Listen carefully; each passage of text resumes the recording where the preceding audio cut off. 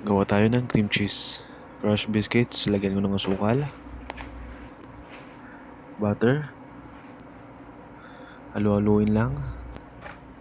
I-flat lang siya sa base niya. Tapos, set aside lang siya. Ito naman yung cream. Powdered sugar. Cream cheese. Dalawang klaseng cream cheese yung gagamitin ko dyan. At vanilla. At meron pang lemon. Umpisahan na natin. Nuna ko yung cream.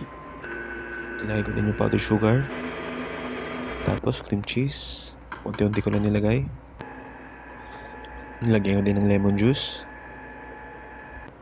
Matapos ang lemon juice, lemon zest din. At ilagay na natin siya sa pan. Ayusin na natin para maganda tingnan. At itapos na natin yung natirang biscuits. At ilagyan ko din ng lemon zest. I-chill na natin ng overnight.